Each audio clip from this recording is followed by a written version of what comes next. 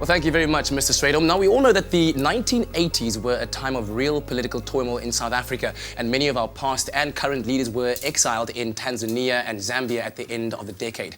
Now, Dr. Siona O'Connell from the University of Cape Town has compiled an exhibition of never-before-seen shots from this time, capturing moments of our leaders in the years before our democracy. And we thank you so much for joining us this morning. The first thing I noticed when I read up about this is the title of the exhibition, called Promises and Lies, the ANC in Exile. And I'm sure that you were very well aware that this might ruffle a few feathers. Was that your intention? Well, clearly I like living on the edge by giving that title. But for me, it's provocative to a degree, in that one cannot simply say, well, this is a historical document. But it's for me, this exhibition speaks about promise, especially when we look at these kinds of pictures of Walter Sisulu and those kinds of leaders. And that particular moment of 1989 and 90, there was a promise of a freedom, and of something better to come. And I think the last 20-odd years have revealed a series of lies. As ordinary South Africans, we have accepted that this is the best we can do. We've become a nation, I think, of not being sufficiently outraged. And the lies to which I allude are those kinds of lies, that we have taken quite easily the kinds of garbage and rhetoric that we shoved down our throats. And why now? Why did you choose to put together this exhibition now? Well, it's no coincidence we had the recent Concourt ruling, and it's an election year. And I think, I must say up front that I'm the proudest member of the Black, Green and Gold. This is not for me to bring in any blues or reds into my colour scheme. It really is something for me that I cannot, this is for me the party of liberation for me.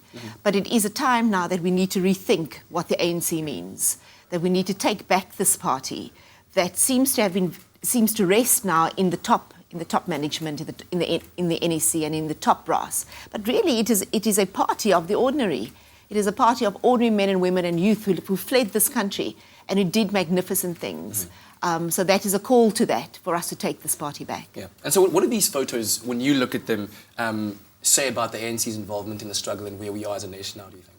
When I was installing the exhibition, obviously you see these larger-than-life photographs. And then it was impossible for me not to be struck by the majesty of it, not to be struck by the spectacular ordinariness of men and women and kids who got raised in places like Lusaka and certainly in Tanzania, that there is power in the ordinary. But also looking at pictures like Walter Sisulu, who flies, you know, they go on this field trip to see, once they're released, who sees his son for the first time after 27 years. And then you realize the sacrifices that were made. And also look at pictures of those who are our leaders now. And I ask myself, was there anything in their makeup, was there anything in the ANC at the time that could give us a hint of where we'd be? Because surely one cannot go down a certain path without having those kinds of seeds, you know, germinating at some point. When you look at the fact that the young people of our country have now undergone this political awakening, we're a lot more engaged, the hashtags that you see on Twitter are more regarding the political situation right now. What do you want them to take away from this exhibition if they do go and take a look at it?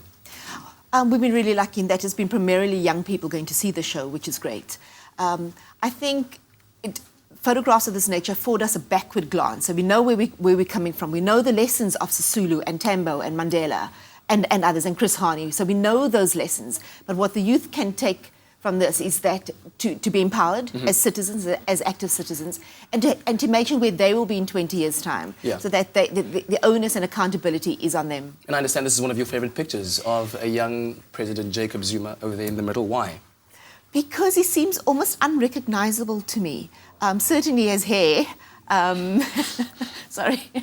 And, you know, these are pictures, you know, it's sad for me because I think when people talk about Jacob Zuma, I've had people say, well, where's the shower head in the exhibition space? And this is our president. This was a man who envisioned a different way of being.